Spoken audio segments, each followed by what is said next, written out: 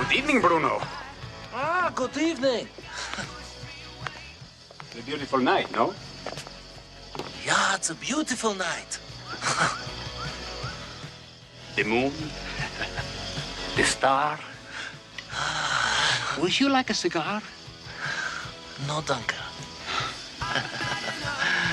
Bruno. Yeah, boy? Do you have a light? No, but I have a fire. Come inside, huh?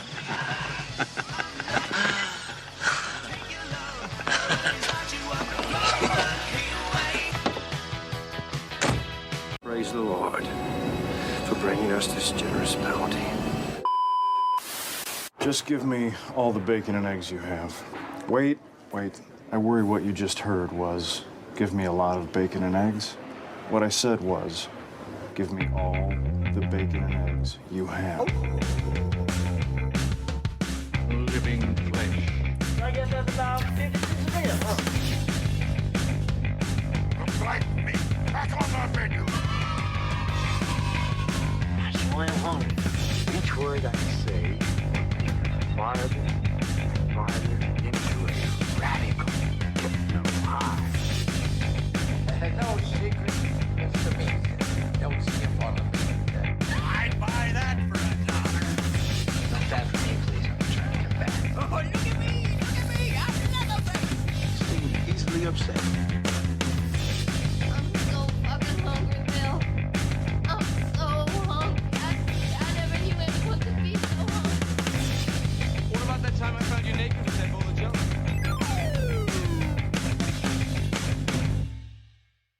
Hello, folks. Welcome to Sin Beef Podcast. I am one of your hosts, Gary Hill, and with me tonight is Mr. Lee Russell. How you doing, sir?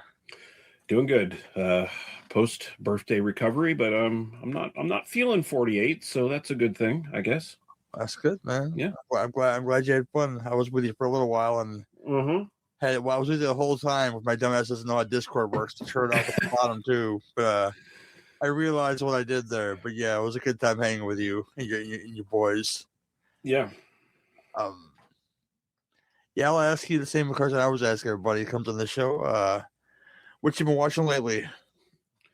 So other than I've finally started to take the plunge and started watching Justified. Okay. So I'm 6 episodes into the first season now, and thoroughly enjoying it. Of course, it's a well written, well acted series. A lot of good character actors in there.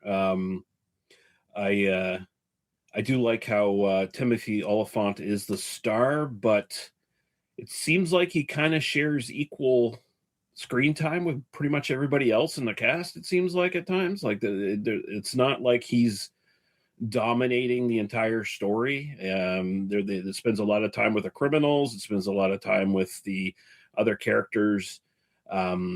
So I'm really enjoying that so far. I'm actually gonna have to go back and rewatch the first 6 episodes because I kind of watched them as like, I'm about to go to bed and I'll watch these kind of things. So I didn't pick up 100% everything, but I can see they're starting to weave some storylines together and stuff like that in behind the scenes while they're doing kind of like cases of the episode kind of thing. Like there's still like standalone stuff in each episode that's like a case he's trying to solve or whatever, but they're doing little movements and little machinations in behind the scenes that I'm quite enjoying. So yeah, I'm glad I finally pulled the trigger on that and started watching it.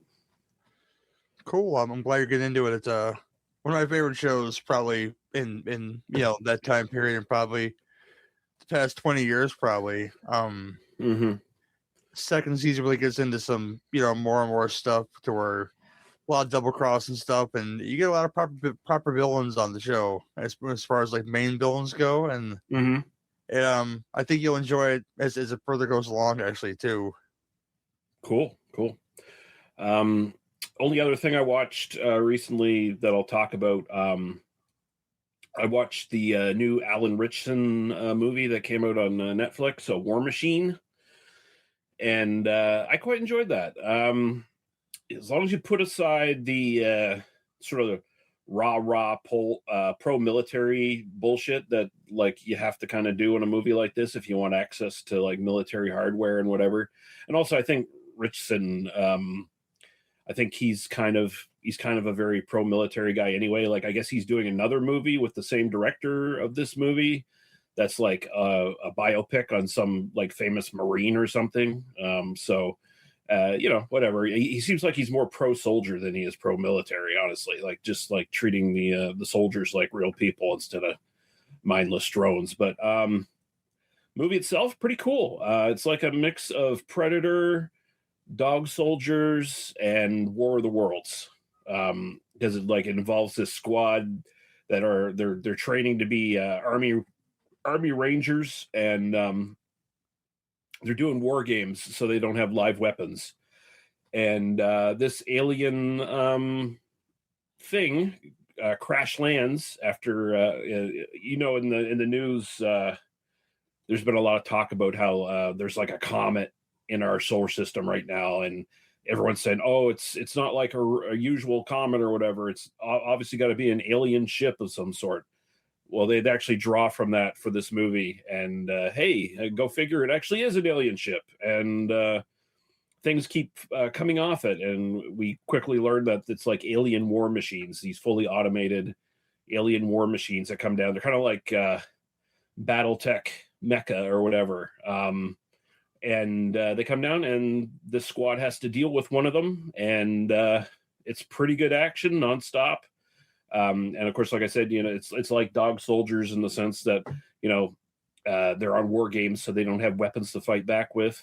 It's like Predator in the sense that like these are like the toughest of the tough, Army Rangers, but they're being emasculated by this enemy, basically, much like Predator did to Arnie and all of them. And it's like War of the Worlds because it's an alien war machine that they have to find a way to defeat. So does all the best things with some of the best influences, I feel like, and it made for a really good action film. So I really like that. This is the guy that's on Reacher, right? They're from Reacher. Yes. Okay.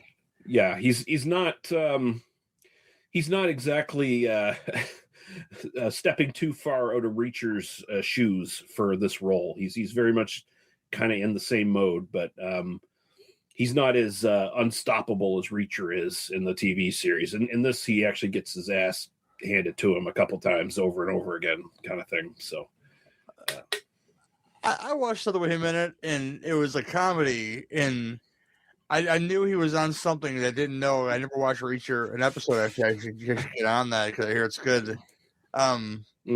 Play date with him and Kevin James, and he was allowed to be silly in that movie, and the comedy worked. So I guess he could work on both levels, kind of like Chris. Yeah. Yeah. Oh yeah. No. I mean, he came out of like he was doing comedy before for the most part, I think, because he was on that show that was on Spike TV, Blue Mountain State. Oh yes. Yeah, he was like the main guy on that, and then they did the movie that like wrapped up the series or whatever after the series got canceled or whatever, and yeah, ever since then he's kind of been building his reputation with Reacher and other tough guy movies. Like he's about as close to Arnie as we have in an action star these days. So I'm all for it, and he seems like a genuinely pretty good dude as well. Like he's not a dumb meathead. So I like it. What did I watch recently? A lot of rewatches because it's I guess the season for that. Besides the stuff for the show, these are both new watches. I rewatched the Bad News Bears at the job this morning because it just seemed like the right thing to do. It just turning on. It's spring, and I still enjoy the first one and the second one. Not so much the third one where they go to Japan. Oh yeah. So the Walter Matthau aspect of it, and Tatum O'Neal still acting her ass off. Even we're gonna do Paper Moon real soon for the show, actually, for a Father's Day episode in the mix there, and she's pretty good when she was young, and after she got sober, obviously she did some decent stuff too. I rewatched because I never talked about it on the show before, so I'm talking about it right now. I watched Nona's for like the 8th time from Netflix, and this is the film where it's a real place. Vince Vaughn's mother dies, Italian mother, and he decides to open a restaurant using all of his grandmother's recipes and hire real Italian grandmothers to be the chefs. And okay, it's odd. I have to watch it by myself certain parts because the Italian roots that I have come shining through in a film like that. And there's a part towards the end where I just got to take a minute, you know. But, yeah. It's really good. Lorraine Bracco's in it, and Talia Shire shows up in this, and a rare acting role nowadays. And Susan Sarandon looking fire as usual, and this John Barenthal shows up as his buddy in this movie, the one that helps build the restaurant and stuff, and it's just heartwarming as hell. And this is a real place in Staten Island, this restaurant that's based on the movie. And Linda Cardellini, she shows up in this too. I don't want to forget about her. She's always been fire to me. But yeah, I just like it. It's just one of those much like the movie, it's like comfort food. You watch it and you might get hungry afterwards, put it that way. It's like watching Chef with Jon Favreau. Oh yeah. Yeah. What a grilled cheese sandwich real bad now. See, Yeah. just not one of them Gordon Ramsay grilled cheese sandwiches. No, nothing crazy. Besides that, not a ton. I just did a show not long ago. So it's just like, hey, I didn't shoot my load all the way there, so we'll talk about some more stuff here. But speaking of shooting the load, yes, indeed. This is a very special show that I invite Lee to. The ones that we do together for sure. It's Beep Out of the Cannon episode. Those crazy Israelis in the studio of films, and these are two very spring break adjacent films. One being Hot Resort. They're both from 1985. Yeah. Hot Resort and Hot Chili are the two films we're talking about today, and I'm glad I didn't watch the trailer. I'll disclose that right now before their reviews even happen, because I think it would have sullied my enjoyment of at least one of these films. But yeah, we'll get into the very first one, Hot Resort, right after the break.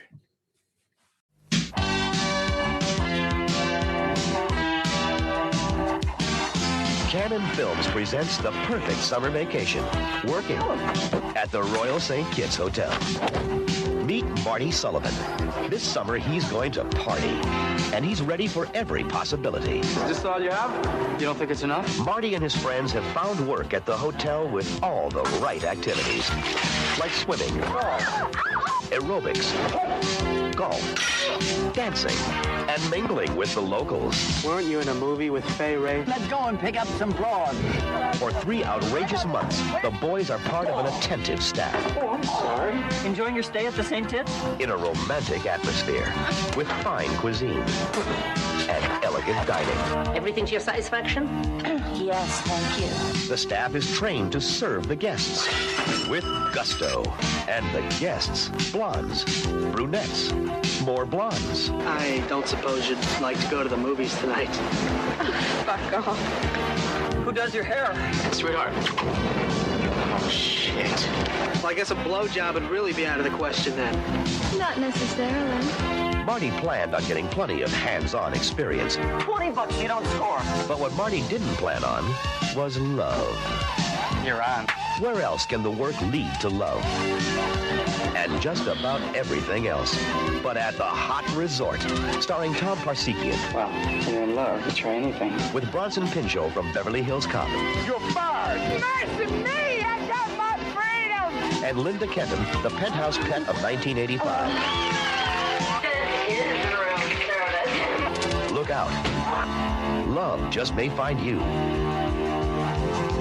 at the Hot Resort.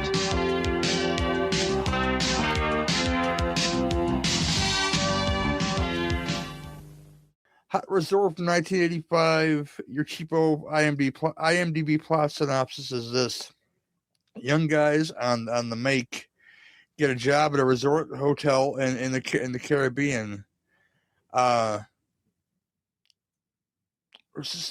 No, the other one's Mexico. I'm lost. Yeah. It's just the other one's Mexico.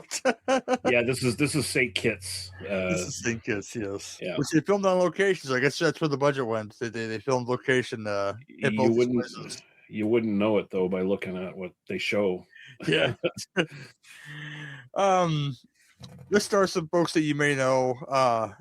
One unfortunate bastard, unfortunately, but he wasn't unfortunate at this point. He became unfortunate. Tom Parkinson as Marty, Michael Burrs as Kenny, Bronson Pinchot, you guys know that guy with no accent here, as Brad, Dan Schneider, the guy in question, as Chuck, horny fat friend. I want to mention is Marcy Walker because it's Brandy, because she had a pretty long career in the soap operas. If you guys watch the soap operas, from back in the day, probably soaps that don't exist anymore. Let me.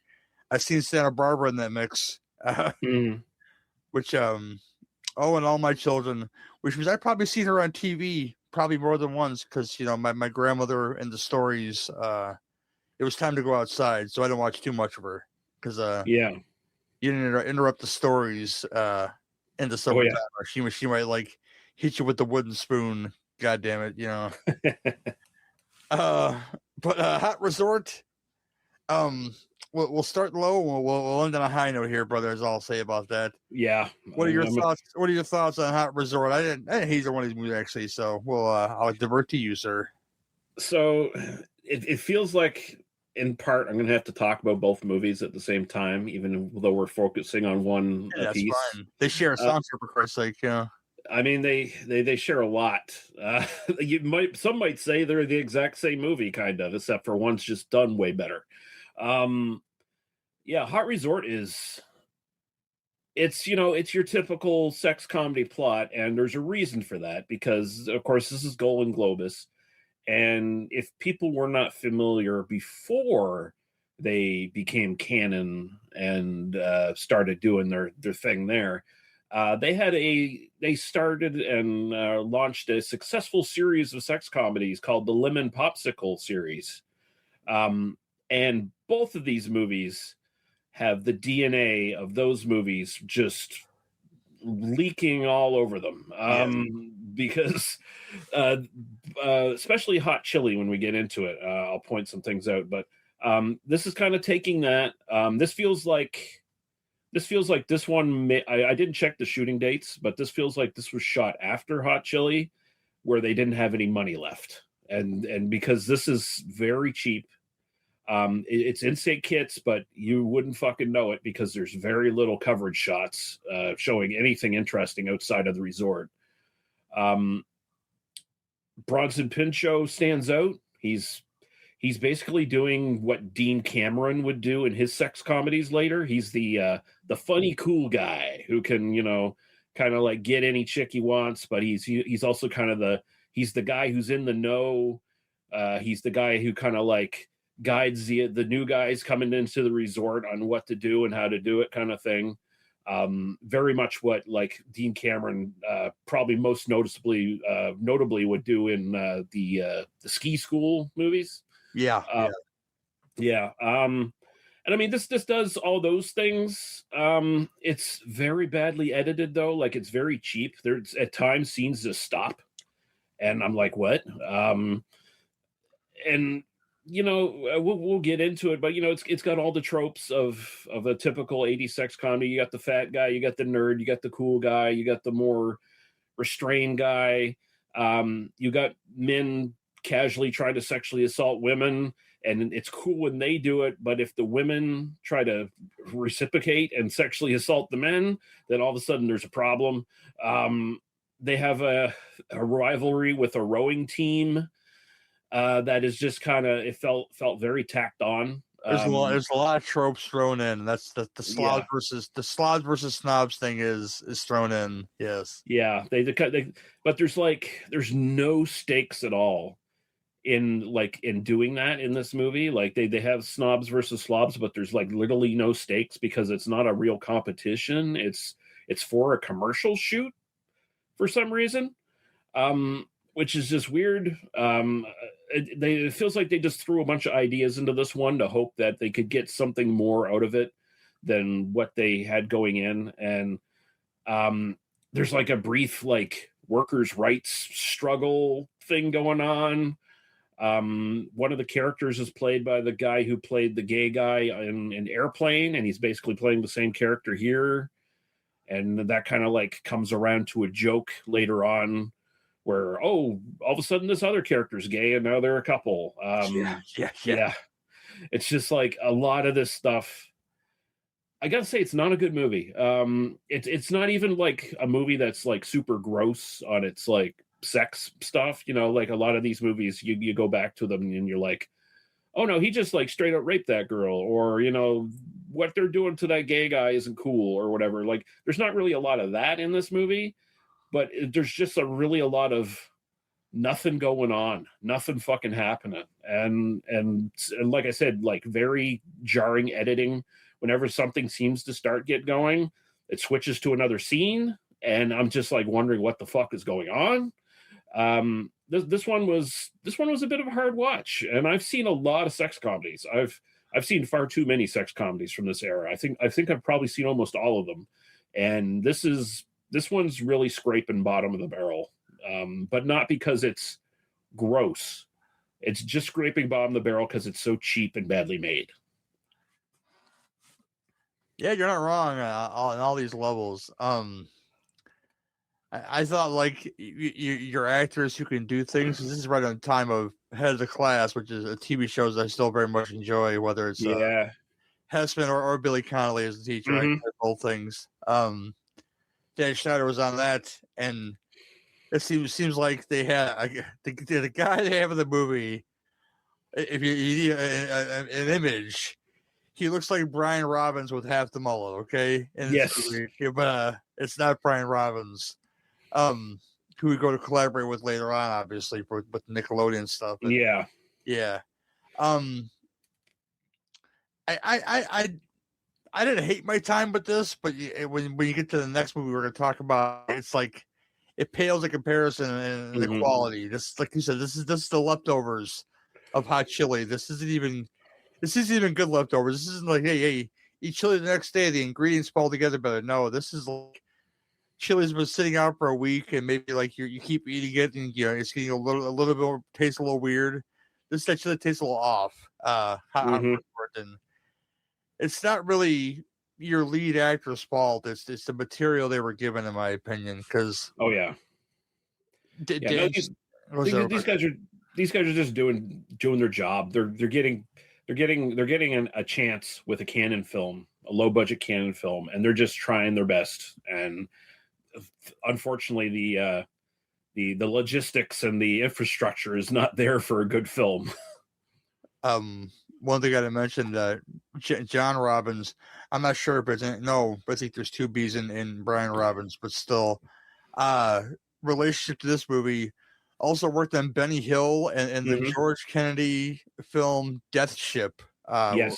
With Richard Crenna in that movie. We covered this movie one time. I forget if Crenna's in that movie. Is he in that movie? I don't know. I don't think I covered it with you. I did that with Gregor Mortis, actually. We did that. The Uninvited, they were both George Kennedy joints. Uninvited rocks. I love that movie. Explosive Kitty Cat. Mm-hmm. Yeah. But George Kennedy and Richard Crenna in that movie. Yes, that's correct. Yeah. But John Robbins, he's got Benny Hill is like seems like a perfect fit for what he's doing here, kind of thing, because there's a lot of just women undressed all the time. But he also worked on the Marty Feldman Comedy Machine for. Oh, yeah, he was on that as well. So I briefly read that. I didn't know what that was actually. Yeah, I didn't see it, but I felt like, oh, if it's a Marty Feldman like comedy variety show, it's probably decent. Yeah. So yeah. Hello, YouTube. I have to look that up. Actually, it's probably clips on there somewhere. But yeah, the ones that could act in this movie. Bronson Pinchot obviously had a little bit of credit at this point. Mm-hmm. And Dan Schneider, who I think had a writing credit on this movie actually. Oh, really? Again, I'm not, I can't hate him here. I can hate him later, but I used to really enjoy him in things. But like he does what he does on Heads of Class here. He kind of gets philosophical, but he's way more horny in this one. Oh, the confidence is there. So I'll give Dan Schneider one thing in this movie for like a fat guy in a sex comedy. The confidence is there in my opinion. Oh yeah. He doesn't play a fat nerd in this. He plays a fat cool guy in this movie. Which is a very, very rare thing, Yeah. There's the cat behind the door, but that's okay. Yeah, but this one, like you said, for as much money as they probably had to pay to film there, they should have shot more location stuff there, in my opinion. Oh yeah. At least in Hot Chili, you get a little bit of, the Mexican culture in the film. It's odd and weird, but you get a little bit of it. And also the resort in Hot Chili is more of a character in itself as well, because there's like the hidden underground dungeon part of it and stuff like that, and it just feels Mexican, that resort, whereas the resort here just feels like it could have been shot anywhere, honestly. Like it's so white bread and uninteresting, but the one in Hot Chili looks like something. No, and I forgot to mention that Frank Gorshin shows up as, my fault. Mr. Frank Gorshin shows up in the film. The Riddler himself. He is trying way too hard for this movie. Yes, yes, indeed. It feels like he got half the budget and he decided, well, you know what? I'll give them my best fucking improv shit, and I'm here. I don't have to play the Riddler, so I can say some dirty words and use some sexual innuendo and fail to fuck my wife and all that other stuff. Well, he plays a pimp in something, right? Like, is it Hollywood Vice Squad? Is that what he plays a pimp in? That sounds familiar. I don't know. Now I got to find out because I've seen this film before. Yeah, Gorshin's awesome, and like it's amazing that he's in this and he's actually playing a character and like doing something, like, because he didn't have to. He could have just coasted on this, but he's actually trying for this piece of shit, and I'm like, wow, okay. I mean, that just goes to show you sometimes, I hate to like play up the stereotype of like, the newer Hollywood not being as professional as the older Hollywood. But I mean, this is one of those instances where you can see it, where just Gorshin's almost effortlessly giving a real performance and like having fun, and everyone else is just kind of like struggling around him, Yeah, he's in Hollywood Vice Squad, directed by Penelope Spears, featuring Ronnie Cox and Leon Isaac Kennedy. So, that's a watch. I haven't watched it in a long time, but I remember enjoying that movie quite a bit. Mm-hmm. We're talking about better movies, but we're talking about Hot Resort, and it's not necessarily a bad thing, okay? Yeah.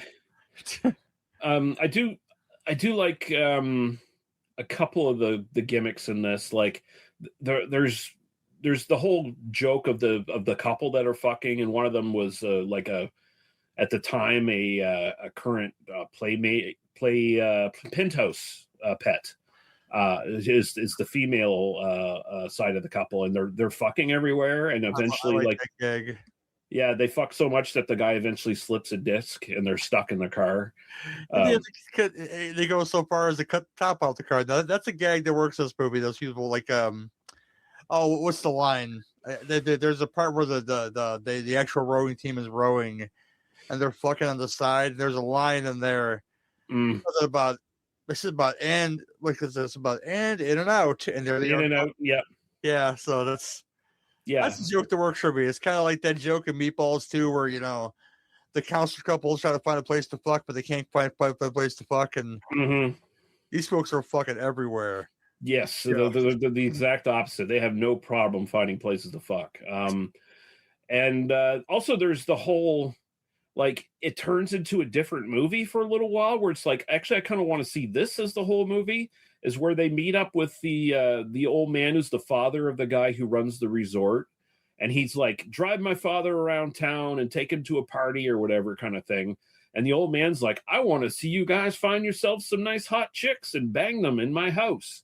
And they're like, okay. And then he apparently dies while they're having the party in the house. And then, there's the whole like, oh, we got to keep the owner of the resort away because his dad is now dead in the house. Like, you could have done a whole like Weekend at Bernie's-esque thing before Weekend at Bernie's. And had like a really fun movie with that, and you would have only had to shoot at the house. You wouldn't have had to worry about the St. Kitts stuff. You would have been able to put some more money into this, and I feel like there's a much more interesting sex comedy movie there than what they have here. They got a fat island estate, at their disposal. Hell yeah, Mhm. yeah, I'm all for that. Because you can see the seams really come out at the end of this, especially where the main character starts breaking the fourth wall and telling us all about what happened to who and shit. Where before then, like I don't recall the opening him breaking the fourth wall or anything, right? That didn't happen, right? No, that happens in Hot Chili, the inner monologue thing, and yeah, like it's current through Hot Chili, but here it just comes up all of a sudden. It's like, oh, we had to tie up some plot threads and stuff. Mhm. So he's just gonna he does the wrap up thing at the end. Yeah. I'm like, why? And the wrap up thing at the end. There's genuine parts I laugh at, like, what's her name? May Questel, who is the voice of Betty Boop, but Christmas movie fans would know her as Aunt Bethany from National Lampoon's Christmas Vacation. She shows up in this with her husband in the movie, and the part at the end where he gets her the new gown or the new nightie. Mhm. He's got the target on his back, and he's got the gun. Yeah. Like, I'm so fucking sick of my goddamn wife. Yeah, I laugh at that type of humor because they're not going to show up. The odds are, it's good comedy. That was an old vaudevillian-esque kind of joke right there. Like that. Yeah, it was written in there, and I can appreciate something like that. And even the end, where you got throughout the film, you have this hard. Their boss is like a hard dude, like a hard big black dude who's teaching these bunch of slobs how to row a boat, which is extensive physical work. I knew a guy was on a rowing team, and he was just like stacked to the gills because there's a reason why rowing machines are exercise equipment. Yeah, but yeah, this guy dude being like drill sergeant, all of a sudden he's like, all of a sudden they say, hey, you know what? He's got a sob side, and by the way, he's gay. It works better in the next movie, but you know what? It was a nice, like, I don't even know, to show a softer side of this hard dude, I guess. I don't know. And it was interesting that, like, they, for a brief second there, they had like a workers' rights storyline going on where everyone just quits and is like, well, we quit. If you're going to treat us like shit, we quit. And so he's got to, like, he's got to come back and, like, basically apologize and go, no, come back to the job, please. We need you. That kind of thing. It's not like a revolution, like in I think Club Paradise came out the same year as this. There was like a whole like island revolution thing with Jimmy Cliff and like his basically group of rebels against the island's army. I guess I forget how that works, but yeah. You know what I always mistook this movie for, because I'd seen this on TV back in the day, and it showed up on like one of the local channels like late at night with the nudity and stuff still in it. But another movie that came out around the same time, maybe a little later, Private Resort with Johnny Depp. Oh, was Stephen Jeffries in that? I forget who. No, that might be another movie. It's the same kind of movie, though. It's very much the same kind of movie, and like it has Leslie Easterbrook in that as like a hot older chick who's like trying to seduce the guys and stuff like that. Nice. And I always misremember her being the chick who's having sex with the dude everywhere, and then they have the slip disc gag in the car and shit. But no, it's this movie. So yeah. trying to look this up. I think it's for Paternity Vacation. It has Stephen Jeffers in it. Oh, that's right. Same kind of movie, but yeah. Mm-hmm. Oh boy. Yeah, this one's fine. I wouldn't say not watch it, but like if you're having a hard time seeking out Hot Resort, I wouldn't look too hard for it. It's there, you know. Yeah. Yeah, I didn't hate it, but I don't love it like I sort of love the next one. Let's put it that way. But a fine pairing indeed. But we're gonna move on to the next one, I think, because we have more to talk about in the next one, I think. Hot Chili. You will hear us talk about that after the trailer. You and me are going to have some real fun. Why would 4 teenage boys think of it as a great adventure? Spend their summer working at a sleepy Mexico resort? I know about these places, you guys. Welcome to paradise. Are you married, ma'am? Oh, just shut up. Is it for love? I'm in love. For beauty? For stimulation of the mind? Or is it for stimulation? This place is full of crazy women. I'm not gonna sleep in there. Hot Chili, where men can be men. You're not here on vacation. You're here to work. The pervert. Come on, you guys. This isn't funny anymore. I don't believe this. Nobody likes me. I told you never to speak to me again.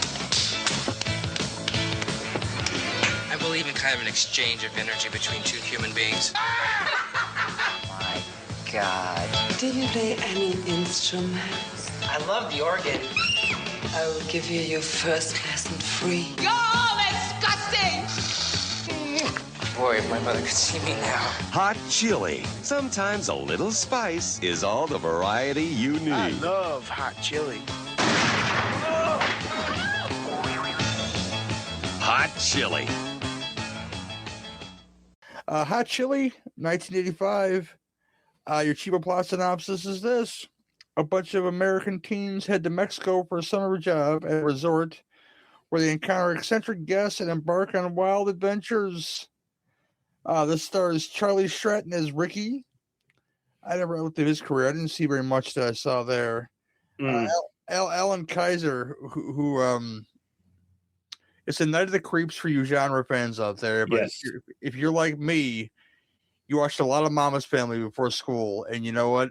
He played the grandson on Mama's Family, and I met him one time, and I seen the picture on the table. I was like, you know what? I never put 2 and 2 together, but God damn it, you know, it's just yeah. He's the main jock asshole in Night of the Creeps, right? Like he's the main douchebag boyfriend. Yeah, for sure.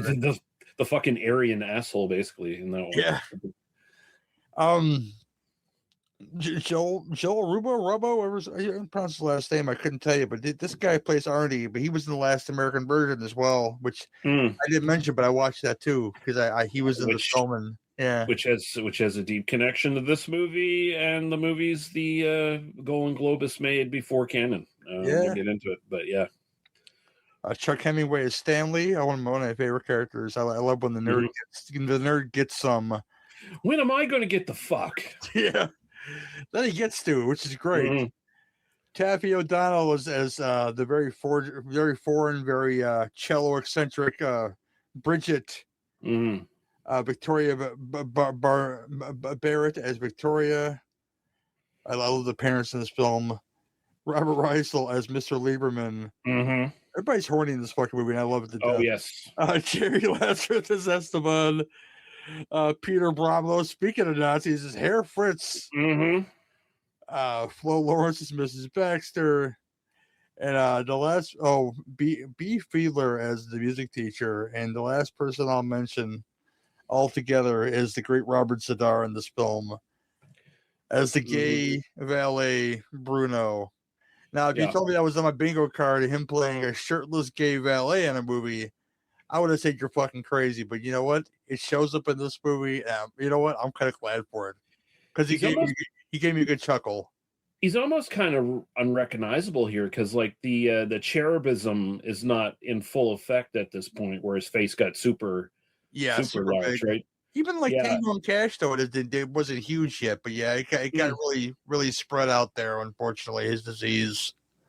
Yeah, you know, he looks like he looks like what's his face at this point from Flash Gordon. Sam Jones. Sam Jones, yeah, he kind of looks like Sam Jones in this But movie. he was pretty handsome in this movie, actually, as Mhm. far as like, yeah, that goes. But yeah, Hot Chili, the better of the two. Sir, what are your thoughts on Hot Chili, sir? So this is where Golan Globus basically remade a bunch of their Eskimo lemon or lemon popsicle films and basically put them into one film. They also did so with Last American Virgin. So there's that connection. But this is where Last American Virgin has the that much more downbeat ending with the oh shit, the chick went for the other guy instead of our hero, and it's like actually something that would happen in real life, maybe. Yeah, me and Nudie joke he should have went for Rose because she was the sure thing, Yeah. But in this one, they're much more dedicated towards recreating the more goofy, raunchy versions of their series.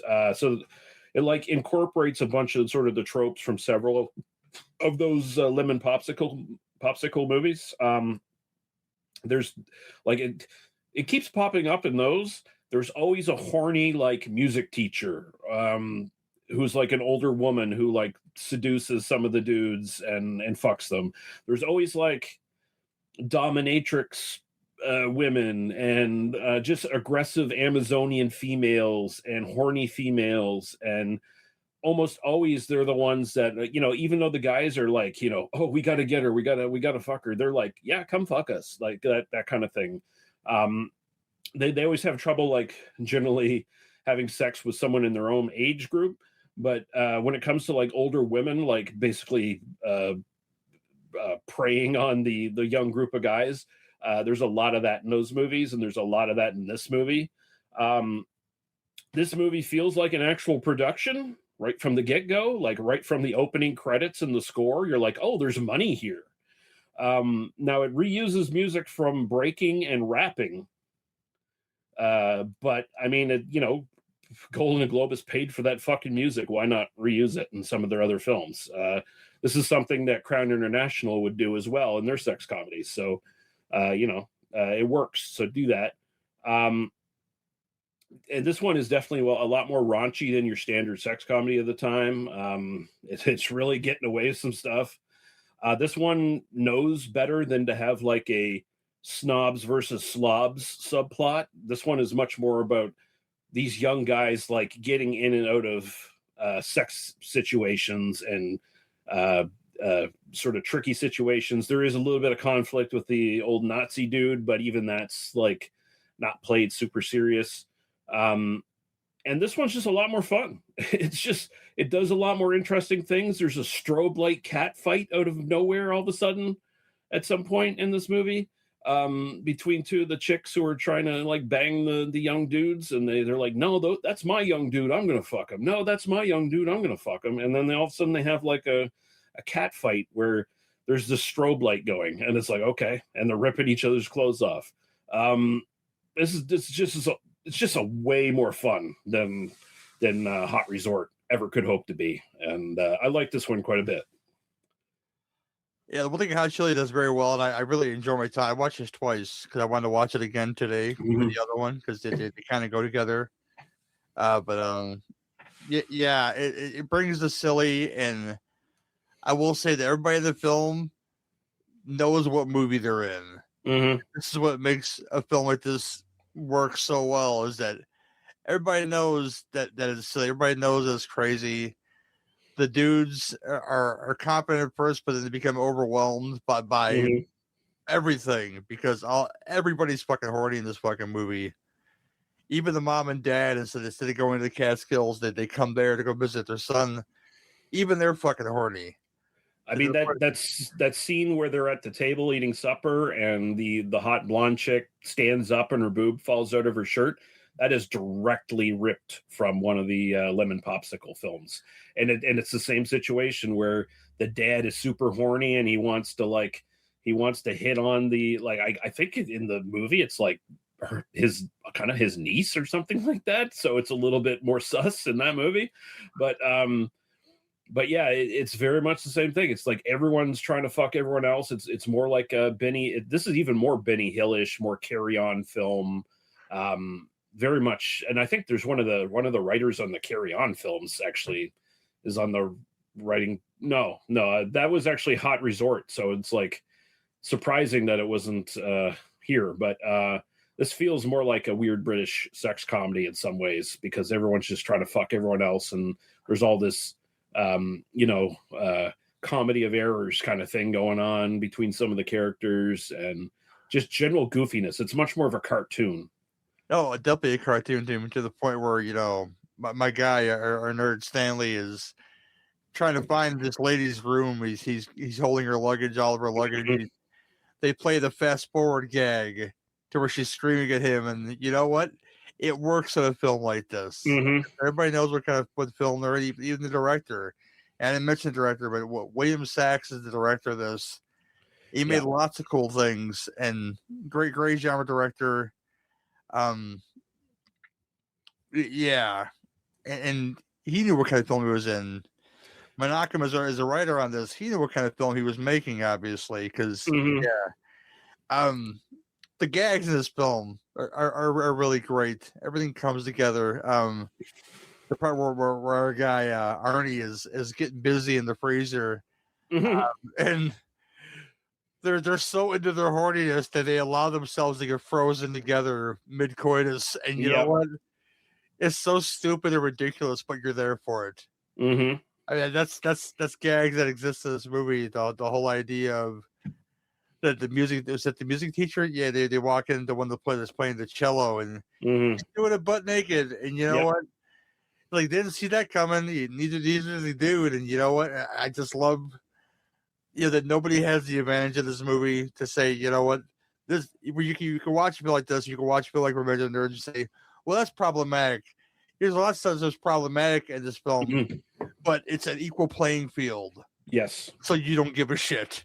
Because the men are just as horny as the women. The men are just as after them as the women are.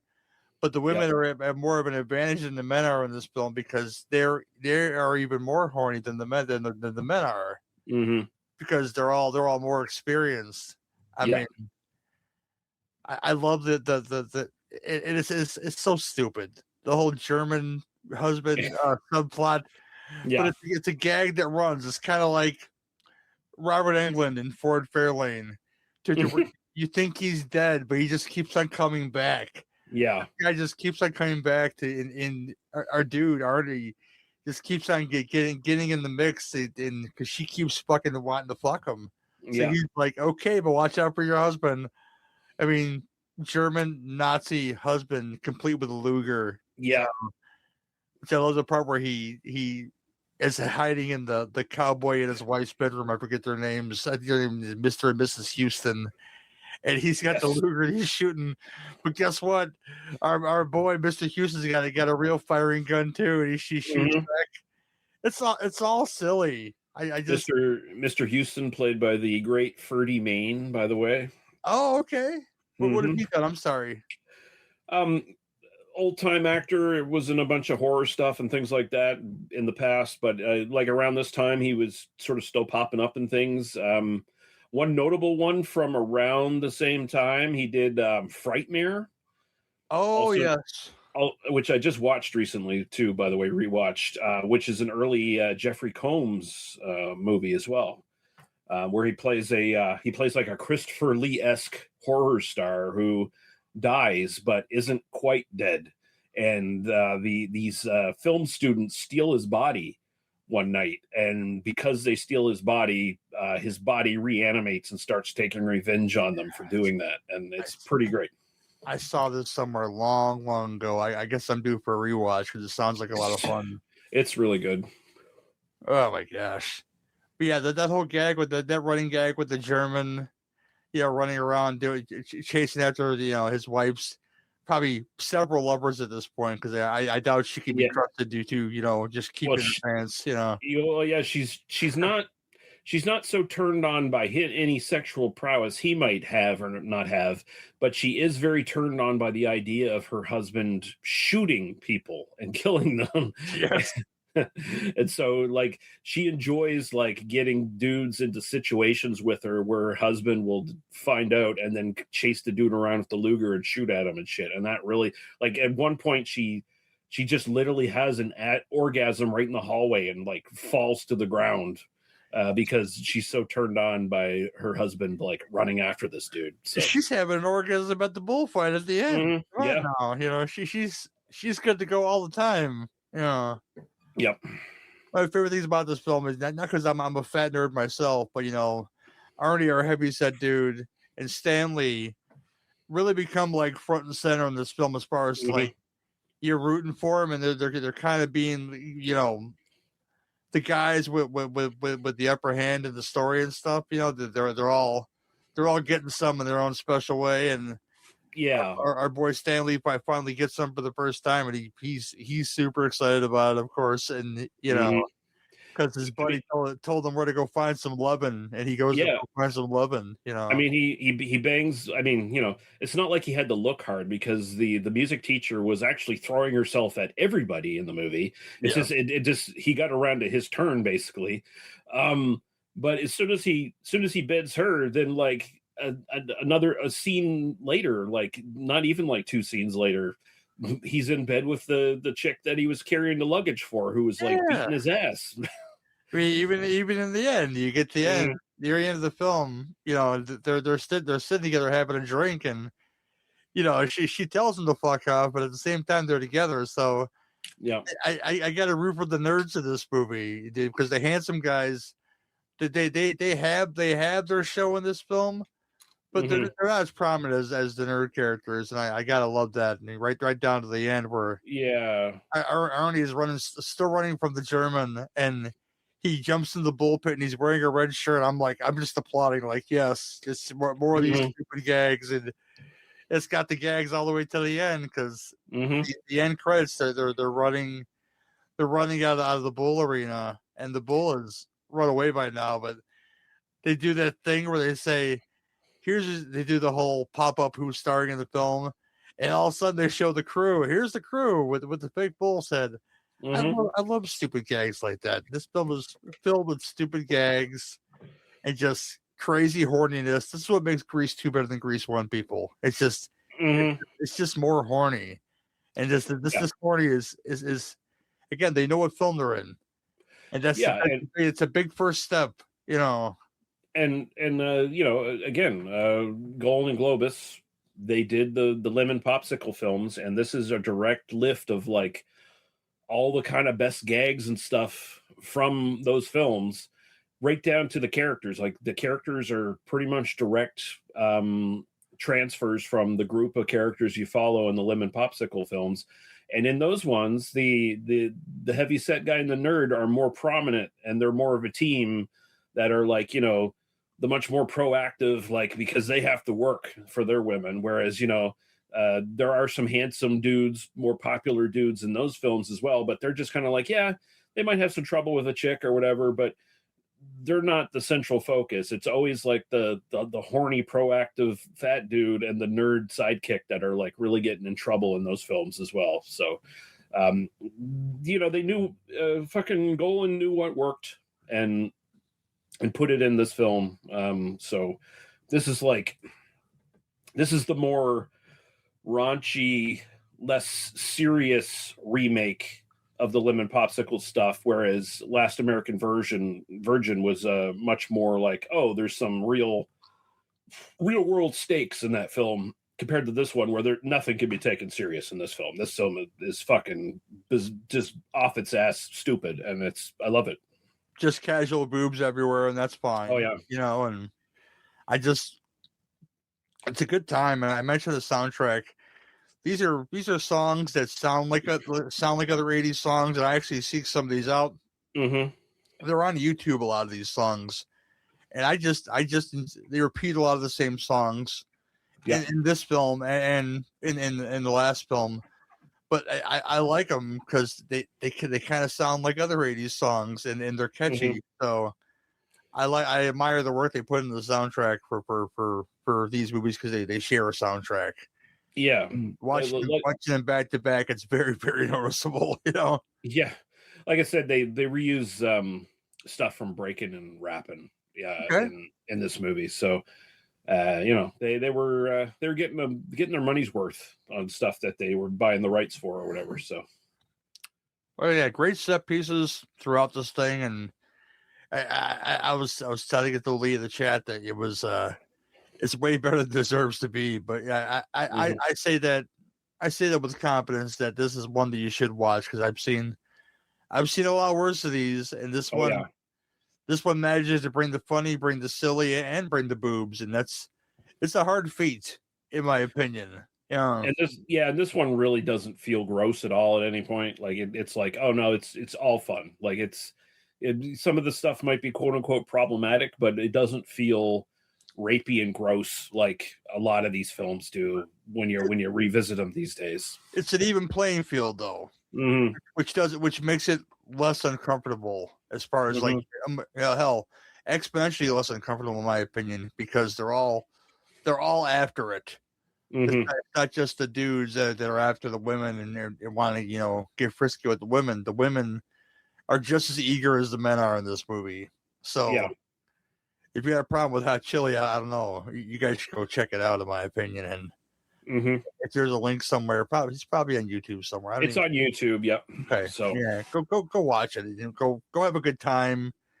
I turn your brain off and go watch some horny friskiness and all over the place. And all the versions on YouTube. Like you can also get this on Rare Lust if you want to download it, and it'll take you a little longer. But there are several versions on YouTube of Hot Chili. I think they're all VHS rips.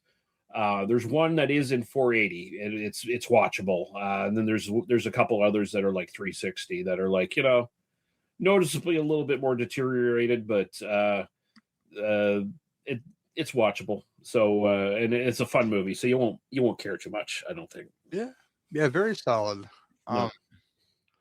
We'll leave it at that, and we'll come back and we'll close out the show. All right, folks, that's the end of this. We've been a while since we've done one of these, actually. A beat out of the can, and I'm so glad to be back doing this with Lee. We'll do more of these, obviously. Just finding the right pairing, like white wine and chicken, I guess. You got Hot Resort and Hot Chili, and one of them tastes better than the other one. One of them's a fine vintage, the other one not so much. I mean, it is a perfect pairing in the sense that you get to see how not to do it and then how to do it when you're basically doing the same fucking movie. So, oh boy! But you were out this week. It was your birthday week. What you have coming up on the show, brother? Do you know what you're doing next? Next weekend, I don't know 100% right now. I do know that later in the month we're sort of picking up on a little thread that we've been doing lately, where we're looking at post Tarantino ripoff films, like stuff that very much riffs off like the success of Pulp Fiction. Yep. So we've already done like Things to Do in Denver When You're Dead and Go. And we're going to be doing Smoking Aces, which is a very obvious, like, kind of, hey, Tarantino-esque action crime film ripoff. That'll be like the 18th of April or something. We're doing that with Cameron Sullivan. And after that, we're moving off of that thread again. Like we should sort of pop in and out of that one whenever we feel like it. We're going to be doing a Vanishing Point with returning guests Wick and Robbie Robertson, and that's one that's been in the making for a while. We were going to do it earlier, but Robbie had to bow out for a little while due to personal real life stuff, and he's finally good to go. So it's like, all right, we're gonna get in the saddle and do that shit. But Yeah, Smoking Aces. I'd say that to pair that with something. I'd watch Mean Guns, the Albert Pune film. It has a lot of the same beats as Smoking Aces. Yeah, I mean we did Mean Guns on. Didn't we not do that on Last Call of Torchies? Maybe For the Patreon. I gotta look that up, but maybe we did. But yeah, it has a lot of that feeling of all the killers go into a building to kill each other. Yeah, I think that's what Smoking Aces plot is: a bunch of assassins getting together to just use the last assassin standing. Oh no! Wait, did we do that maybe on Cameron Scott's podcast? Maybe we did it there. Yeah, I know we did it the last couple years. But yeah, Mean Guns is yeah, that's worth your time. Yeah, that one's fun. That's one of Pune's better, like later efforts. So, this show, the next show you'll hear, besides this one, we'll have a big guest list on it, and I'm looking forward to doing this. It's we're putting the Muppet Show and Jay and Silent Bob Strikes Back together, and on that show, Mike Merriman should be back from his family vacation, and Mr. Venom is joining us, and John Cross is joining us too. So I'm looking forward to a big ass Sin and Beef discussion about Muppets and burnouts, and it's just gonna be a good time had by all, I think. Nice. That's it for this one, though. Thank you, Lee, for showing up as always, sir. Yeah, thank you for having me. And this has been your Sin Beef podcast, where if you've got beef, we've got the grinder. See you next time. All right. How about a nice, greasy pork sandwich served in a dirty ashtray?